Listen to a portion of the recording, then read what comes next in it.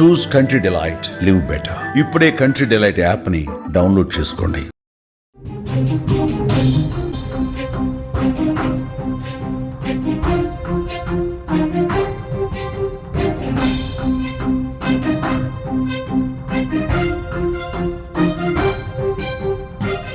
పాశమైలారంలో జరిగిన ప్రమాదంలో నవదంపతులు నిఖిల్ రెడ్డి, శ్రీరమ్య కాలి బూడిదైపోయారు. 2 నెలల క్రితమే వీళ్లకు పెళ్ళైంది. పెళ్ళైన తర్వాత వెంటనే విధుల్లో చేరారు. ఆషాఢ మాసం కావడంతో పెళ్లి సంబరాలను ఆషాఢం తర్వాత గ్రాండ్గా సెలబ్రేట్ చేసుకోవాలనుకున్నారు. కానీ మరణం వీళ్ళకి రియాక్టర్ రూపంలో సంభవించింది. వీళ్ళు ఆఫీసులో ఉండగానే, ప్లాంట్లో ఉండగానే ఈ ప్రమాదం జరిగింది. ప్రమాదంలో అత్యంత దారుణంగా ఇద్దరు కాలి బూడిదైపోయారు. తెరపైన వాళ్ళ వీడియోస్ చూస్తున్నారు, వాళ్ళ ఫోటోలు చూస్తున్నారు. పెళ్లి తర్వాత, పెళ్లి సందర్భంలో వాళ్ళు తీయించుకున్న ఫోటోలు ఇవి. పెళ్లి జరిగిన తరువాత కొన్ని చోట్ల వీళ్ళు దిగిన ఫోటోలు. నిజంగా వీళ్ళ పెళ్లిని జరిపించింది ఎవరో తెలుసా? తిరువూరు ఎమ్మెల్యే వీళ్ళ పెళ్లి జరిపించారు శ్రీనివాసులు. తిరువూరు ఎమ్మెల్యే శ్రీరమ్య కుటుంబ సభ్యుల్ని ఒప్పించి నిఖిల్ రెడ్డికి ఆమెనిచ్చి పెళ్లి చేయడానికి ఒప్పించాడు. పాపం చాలా కష్టపడ్డాడు ఈ జంటను కలపడానికి. కానీ ఆయన చేసిన ప్రయత్నం ఆ దేవుడు జీర్ణించుకోలేకపోయాడేమో. కేవలం పెళ్ళైన 2వ నెలలోనే ఈ నవదంపతులు కాలి బూడిదైపోయారు. ఒక్కటైన మురిపం తీరక ముందే బూడిదగా మారిపోయారు. ఒక్కసారి ఆ జంటని గుర్తు చేసుకున్నాక, ఎందుకంగా మన ఇంట్లో కొత్తగా పెళ్ళైన వాళ్ళని ఎంత మురిపంగా, ప్రేమగా చూసుకుంటాం కదా. వాళ్ళకి ఏం కావాలంటే అది ఇస్తాం కదా. వాళ్ళకి పూర్తి స్వతంత్రాన్ని, స్వేచ్ఛని, వాళ్ళు సంతోషంగా ఉండాలని కోరుకుంటాం. అదే సంతోషాన్ని వీళ్ళు ఇప్పుడు ఎంజాయ్ చేస్తున్న తరుణం. సరిగ్గా ఈ సంతోషం భగభగమండే మంటల్లో కాలి బూడిదైపోయింది. బాంబులా పేలిపోయిన ఫ్యాక్టరీలో శరీరాలని ముక్కలు చేసింది. మృత్యువు ఊహించని విధంగా ఈ నవ దంపతులను కబలించింది. ఒక్కసారి శ్రీరమ్య ఇంటికి వెళ్దాం చూడండి. ఒక్కసారి శ్రీరమ్య ఇంటికి వెళ్దాం. ఆ కన్న తల్లి ఈ నవదంపతులను గుర్తు చేసుకొని బోరున విలపిస్తున్న తీరు చూస్తే గుండె ద్రవించిపోతుంది. ఒక్కసారి వినండి ఆ తల్లి ఆవేదనని, ఆక్రోదనని.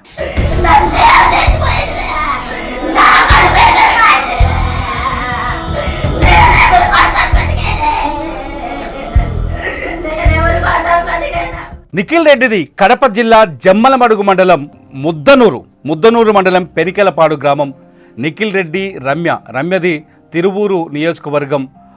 ఇద్దరు కలిసి ఇదే కంపెనీలో, ఏదైతే సిగాచి ఈ ఫార్మా కంపెనీలో క్వాలిటీ కంట్రోల్ ఆఫీసర్స్గా పనిచేస్తున్నట్టుగా తెలుస్తుంది. ఎంప్లాయీస్గా పనిచేస్తున్నారు, షిఫ్ట్ ఇన్ఛార్జులుగా ఉన్నారు. ఈ ఇద్దరు ఇక్కడే కలిశారు. ఇక్కడే వీళ్ళకి పరిచయం ఏర్పడింది. ఆ పరిచయం కాస్త ప్రేమగా మారింది. ఇద్దరు ప్రేమించుకొని పెళ్లి చేసుకుందామని నిర్ణయించుకున్నారు. తమ నిర్ణయాన్ని కుటుంబ సభ్యులకు చెబితే శ్రీరమ్య కుటుంబ సభ్యులు కాస్త అటు ఇటు ఆలోచించినప్పుడు తిరువూరు ఎమ్మెల్యే శ్రీనివాసులు శ్రీరమ్య ఫ్యామిలీ దగ్గరికి వెళ్ళి వాళ్ళ తల్లితో మాట్లాడి వాళ్ళకి భరోసా ఇచ్చి ఈ పెళ్లికి అంగీకారం కుదిర్చారు. ఆయన అంగీకారం కుదిర్చినట్టుగా కొద్దిసేపటి క్రితం ఆయన తీవ్రమైన ఆవేదనతో, మనోవేదనతో ఒక లేఖను కూడా విడుదల చేశారు. అయ్యో నిఖిల్, శ్రీరమ్య, కన్ను మూసారా మీరు? మీ మరణాన్ని నేను జీర్ణించుకోలేకపోతున్నానంటూ ఆయన బాధపడుతున్న తీరు చూస్తే గుండె ద్రవించిపోతుంది. ఆ తల్లి ఏడుపు విన్నారు కదా. కూతురు పైన ఎన్నో ఆశలు పెట్టుకుంది. కూతురు తనను సంతోషంగా చూసుకుంటుందని ఎంతో ఆశపడింది. కానీ ఆ ఆశ నెరవేరనే లేదు. కష్టపడి చదివించింది ఆ తల్లి రమ్యని. కష్టపడి చదువుకుంది రమ్య. అందమైన జీవితాన్ని ఊహించుకుంది. అందమైన నిఖిల్ రెడ్డి లాంటి వ్యక్తితో అందమైన భవిష్యత్తుని కలలుగా కనింది. కానీ ఆ కలలేవి నెరవేరక ముందే కన్నీరుగా కరిగిపోయాయి, అగ్నికిలల్లో కాలిపోయాయి. ఫార్మాస్యూటికల్ కంపెనీల్లో పనిచేస్తే ఆ కంపెనీ ఎప్పుడు ఆటం బాంబులా పేలుతుందో అర్థం కాని పరిస్థితి. ఫార్మాస్యూటికల్ కంపెనీల్లో కొనసాగుతున్న నిర్లక్ష్యానికి నిఖిల్, శ్రీరమ్య లాంటి ఎన్నో కుటుంబాలు ఇవాళ మాడి మసైపోయాయి. ఫార్మాస్యూటికల్ కంపెనీలు నిర్లక్ష్యమైన ధోరణి, నిర్లక్ష్యమైన వ్యవహారమే వీళ్ళ ప్రాణాలు పోవడానికి కారణమైంది. ₹1 కోటి ఇస్తే ప్రాణం తిరిగి వస్తుందా? ఎన్ని కోట్లిస్తే కాలిపోయిన ఆ బూడిద మళ్ళీ శరీరంగా మారుతుంది. ఎన్ని కోట్లిస్తే ఊపిరి ఆగిపోయిన ఆ ఊపిరి తిరిగి వాళ్ళ గొంతుల్లోకి వస్తుంది. ఎన్ని కోట్లిస్తే అనాథలుగా మారిన వాళ్ళ కుటుంబాలకి పెద్ద దిక్కు అవుతుంది. ఎన్ని కోట్లిస్తే ఈ ప్రమాదం మళ్ళీ పునరావృతం కాకుండా ఆగిపోతుంది. కేవలం ఫార్మాస్యూటికల్ కంపెనీల నిర్లక్ష్యం వల్లే ఈ ప్రమాదం జరిగినట్టుగా తెలుస్తోంది. గడిచిన ఏడాది సంగారెడ్డి జిల్లాలో ఉన్న ఫార్మాస్యూటికల్ కంపెనీల్లో జరిగిన ప్రమాదాల్ని ఒక్కసారి లెక్క తీస్తే 72 మంది ప్రాణాలు కోల్పోయారు. గత సంవత్సరం ఎస్బీ ఆర్గానిక్స్ అనే ల్యాబ్లో పేలుడు జరిగి, ఇలాంటి రియాక్టరే పేలుడు జరిగి 6 వ్యక్తులు సజీవ దహనమయ్యారు. ఆ తర్వాత ఆ ఎస్బీ ఆర్గానిక్స్ పైన కొంత విచారణ జరిగింది. ఆ తర్వాత అందరూ నోరు మూసుకున్నారు. ఫార్మా ల్యాబ్స్, ఫార్మా ఫ్యాక్టరీలో రెగ్యులర్గా ఈ ప్రమాదం జరుగుతూనే ఉంది. నిఖిల్ రెడ్డి, శ్రీరమ్య లాంటి మనుషులు తమ ప్రాణాల్ని బలిస్తున్నారు.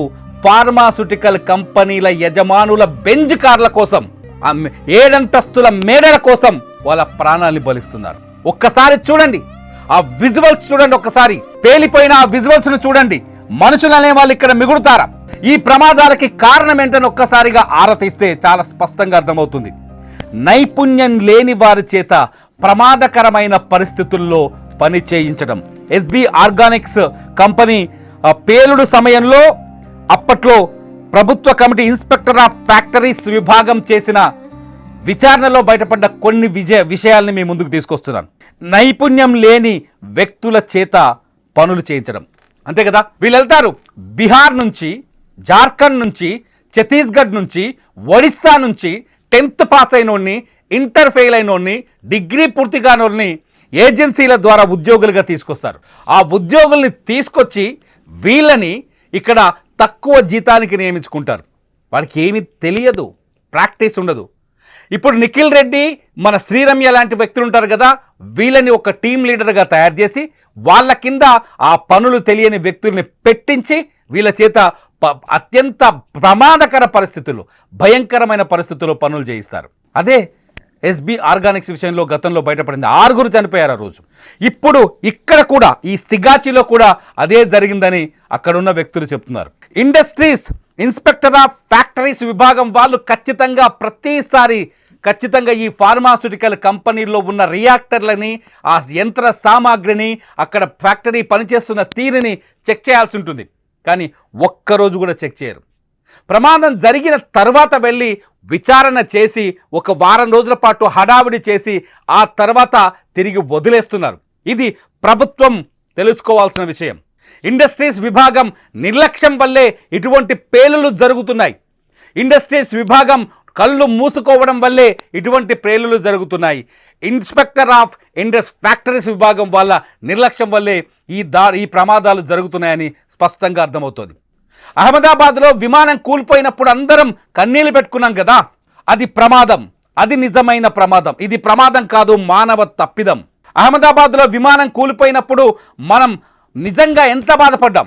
270 మంది ఒకేసారి చనిపోతే, ఇక్కడ కనీసం 70 మంది చనిపోయే అవకాశం ఉన్నట్టుగా అధికారులు అంచనా వేస్తున్నారు. ఇవాళకి అందుతున్న సమాచారం ప్రకారం ఇప్పటికీ ప్రమాదం జరిగినప్పుడు దాదాపు ఫ్యాక్టరీలో 145 మంది ఉన్నట్టుగా సమాచారం అందుతుంది. ఆ లెక్క కూడా క్లారిటీ లేదు. ఎందుకంటే ఏ కార్మికుడు ఏ రాష్ట్రం నుంచి వచ్చాడో, ఎవరు ఫ్యాక్టరీలో ఉన్నారో, ప్రమాదం జరిగినప్పుడు ఎవరు ఫ్యాక్టరీలో పనిచేస్తున్నారో, ఎవరు పనిచేయట్లేదో ఎవ్వరికీ తెలియదు. కనీసం కంపెనీ యాజమాన్యం ఇంతవరకు దిక్కు దివానం లేదు. ముఖ్యమంత్రి చాలా స్పష్టంగా అడుగుతున్నాడు, ఎక్కడ మీ యజమాని అని. ఇంతవరకు అక్కడికి వచ్చిన ఆ దాఖలాలు లేవు. దాదాపు 42 మంది అఫీషియల్గా ఇప్పుడు మనకు తెలిసింది. సాయంకాలానికి మృతుల సంఖ్య ఎంత ఉంటుందో అర్థం కాని పరిస్థితి. రేపు ఉదయానికి ఈ సంఖ్య ఎప్పటికి ఎంతకు చేరుతుందో అర్థం కాని పరిస్థితి. పోయింది కదా పాపం.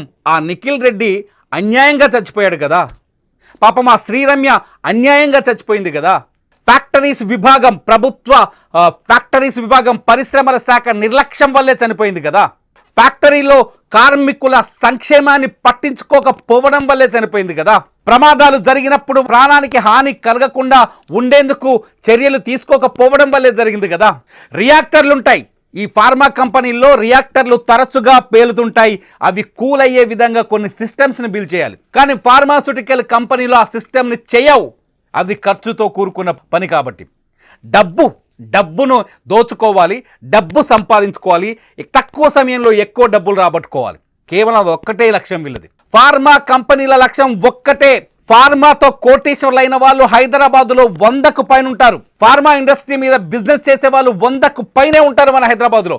ఒక్కొక్కరి ఆస్తి 100 కోట్ల పైనే ఉంటుంది. మీ దగ్గర పనిచేసే కార్మికుల రక్షణ కోసం కొంతైనా ఖర్చు చేయలేరా మీరు? మీ దగ్గర పనిచేసే కార్మికుల ప్రాణాలని కాపాడడానికి ఏమాత్రం ప్రయత్నించరా మీరు? చాలా స్పష్టంగా ఇప్పుడు ప్రభుత్వం ఒక కమిటీ వేసింది. ప్రమాదానికి గల కారణాలు ఏంటనేది మన తెలంగాణ సీఎస్ సమక్షంలో ఈ కమిటీ విచారణ జరపాలని ముఖ్యమంత్రి రేవంత్ రెడ్డి ఆదేశాలు జారీ చేశారు. చూడండి, 4 రోజుల్లోనూ 5 రోజుల్లోనూ ఈ కమిటీ రిపోర్ట్ వస్తుంది. మళ్ళీ అదే జరుగుతుంది. రియాక్టర్లను తరచూ చెక్ చేయకపోవటం వల్ల పేలుడు జరిగింది. రియాక్టర్ల కూలింగ్ సిస్టమ్ సరిగ్గా లేకపోవడం వల్ల ఈ పేలుడు జరిగింది. నిపుణులైన నిష్ణాతులైన ఉద్యోగులని నియమించుకోకపోవడం వల్ల ఈ పేలుడు జరిగింది. ఇన్స్పెక్టర్ ఆఫ్ ఫ్యాక్టరీస్ పర్యవేక్షణ లోపం ఉన్నా కూడా ఈ పేలుడు జరిగింది. అదే చెప్తారు ఫైనల్గా. కానీ ఏ ఉద్యోగి పైన చర్యలు తీసుకున్న దాఖలా లేవు. సంగారెడ్డి జిల్లాలో ఉన్న ఫార్మా ఫ్యాక్టరీల చరిత్రల్లోకి వెళితే ఎన్నో ప్రమాదాలు జరిగాయి. అందులో ఇప్పటి వరకు 72 మంది, ఈ సంవత్సరంలోనే 72 మంది చనిపోయారు. చనిపోయిన వాళ్ళు కనీసం చనిపోయిన వాళ్ళైనా సంతోషంగా ఉంటారు. కానీ గాయాల పాలై ఇంటికి పరిమితమైన వాళ్ళ పరిస్థితిని ఒక్కసారి అంచనా వేయండి. మీకు తెలిసిన వాళ్ళు, మీ పరిధిలో ఉన్న వాళ్ళు ఒక్కసారి వెళ్ళి ఫార్మా కంపెనీలో గాయపడి బతుకీడుస్తున్న వాళ్ళ కుటుంబాలను పలకరించి చూడండి. గుండె చెరువైతుంది, కన్నీళ్లు ధారలుగా కారుతాయి. ఒక్కసారి ఆలోచించండి. బుక్కెడు మెతుకుల కోసం, పొట్ట కూటి కోసం 100 కిలోమీటర్ల నుంచి బీహార్, జార్ఖండ్, ఒడిస్సా నుంచి, ఛత్తీస్గఢ్ నుంచి వచ్చిన అక్కడ ఒక ఫోటో చూశాను నేను. ఇక్కడ ఒక మహిళ భర్తకు ఫోన్ కొడుతూనే ఉంది.